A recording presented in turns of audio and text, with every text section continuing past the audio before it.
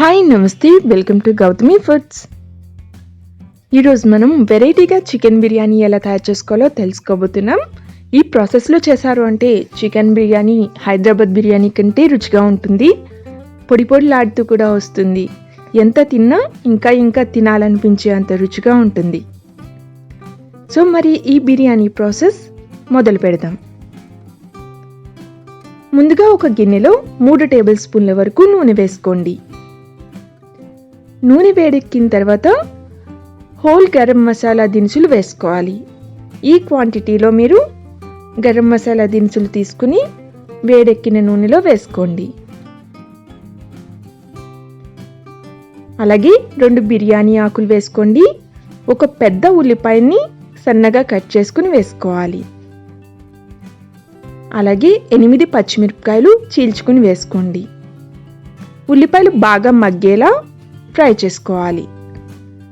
ఉల్లిపాయలు ఇలా వేగిన తర్వాత 2 టేబుల్ స్పూన్ల అల్లం వెల్లుల్లి పేస్ట్ వేసుకుని అల్లం వెల్లుల్లి పేస్ట్ పచ్చివాసన పోయేంత వరకు ఫ్రై చేసుకోవాలి.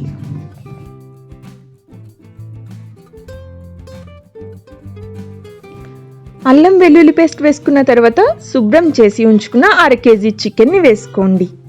దీంట్లోనే కొద్దిగా కొత్తిమీర అలాగే పుదీనా కూడా వేసుకోవాలి. 1/2 కప్పు వరకు పెరుగు, 1 teaspoon garam masala, 1/2 teaspoon పసుపు, తగినంత ఉప్పు వేసుకోండి. ఉప్పు మరీ చూసుకుని వేసుకోవచ్చు. అలాగే 1 స్పూన్ కారం, 1 టమాటోని ముక్కలు కట్ చేసుకుని వేసుకోవాలి. ఇదంతా బాగా కలిసేలా కలపండి. చికెన్ మగ్గేంత వరకు మూత పెట్టుకుని చికెన్ని మగ్గించుకోవాలి.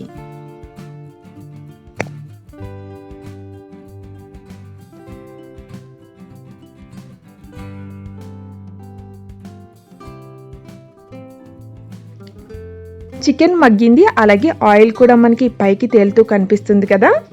ఇప్పుడు దీంట్లో వాటర్ వేసుకోవాలి.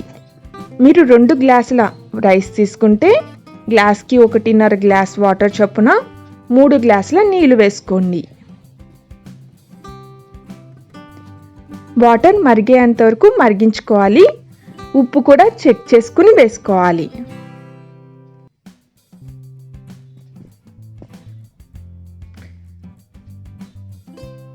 ఇలా వాటర్ మరగడం స్టార్ట్ అయిన తర్వాత మనం స్టవ్ని టర్న్ ఆఫ్ చేసుకోవాలి. స్టవ్ ఆఫ్ చేసుకుని ఇది పక్కన పెట్టుకున్న తర్వాత వేరే గిన్నెలో అంటే రైస్ కుక్కర్ గిన్నెలో 3 టీ స్పూన్ల నెయ్యి, అలాగే నెయ్యి వేడెక్కిన తర్వాత కొద్దిగా జీడిపప్పు, ఇంకా చీల్చిన 1-2 పచ్చిమిరపకాయలు వేసుకోవచ్చు. మీ కారానికి సరిపడా కారం కానీ పచ్చిమిరపకాయలు కానీ వేసుకుని బిర్యానీని తయారు చేసుకోవచ్చు. ఇవి బ్రౌన్ కలర్లో వేగిన తర్వాత స్టవ్ని టర్న్ ఆఫ్ చేసేసుకోండి. ఇప్పుడు ఈ రైస్ కుక్కర్ గిన్నెలోకి మనం ముందుగా ప్రిపేర్ చేసి ఉంచుకున్న ఈ చికెన్ బిర్యానీ వాటర్ని వేసుకోవాలి. ఒక స్ట్రైనర్లోకి వేసుకోండి. ఈ మసాలా దినుసులు, ఉల్లిపాయ ముక్కలు అవన్నీ కూడా స్ట్రైనర్లోనే ఉండిపోతాయి. కేవలం వాటర్ మాత్రమే మనకి పడేలా వేసుకోవాలి. ఇప్పుడు చికెన్ పీసెస్ని కూడా ఈ వాటర్లోకి వేసుకోండి. ఈ ప్రాసెస్లో చేసినట్టయితే బిర్యానీ చాలా టేస్టీగా ఉంటుంది. అసలు ఎంత తిన్నా సరే ఇంకా తినాలనిపించేలా ఉంటుంది. ఇలా చికెన్ పీసెస్ కూడా వేసుకున్నాం కదా. స్ట్రెయిన్ చేసుకున్న ఈ మిశ్రమం ఏం చేయాలి అని ఆలోచిస్తున్నారు కదా. ఇది వేస్ట్ చేయాల్సిన అవసరం లేదు. వీటిని పేస్ట్లా గ్రైండ్ చేసుకుని స్ట్రెయిన్ చేసుకుని బోన్స్ కానీ ఏమైనా కానీ వేసుకుని మీరు సేరువాలా ప్రిపేర్ చేసుకోవచ్చు. అంటే మీకు బిర్యానీతో పాటు సేరువా కూడా రెడీ అయిపోతాయి. 1/2 కేజీ బాస్మతి రైస్ని అరగంట పాటు నానబెట్టుకుని ఉంచుకోండి. ఈ బాస్మతి రైస్ని కూడా ఈ రైస్ కుక్కర్లో మనం వేసిన బిర్యానీ వాటర్లో వేసుకోవాలి. ఈ గిన్నెని ఇప్పుడు రైస్ కుక్కర్లో పెట్టేసుకోవచ్చు. కుక్కర్ టర్న్ ఆన్ చేసేయండి. అది పూర్తిగా అయ్యి వామ్లోకి వచ్చేంత వరకు మీరు రైస్ కుక్కర్లో బిర్యానీని వండుకోవాలి. మనకి బిర్యానీ ఆల్మోస్ట్ రెడీ అయిపోయింది. ఇప్పుడు దీంట్లో ఫుడ్ కలర్ కానీ లేకపోతే సాఫ్రాన్ మిల్క్ కానీ వేసుకుంటే కలర్ఫుల్గా కూడా ఉంటుంది బిర్యానీ. ఇంకో 10 మినిట్స్ పాటు మీరు వామ్లో ఉంచినట్టయితే బిర్యానీ పొడి పొడిలాడుతూ రెడీ అయిపోయినట్టే.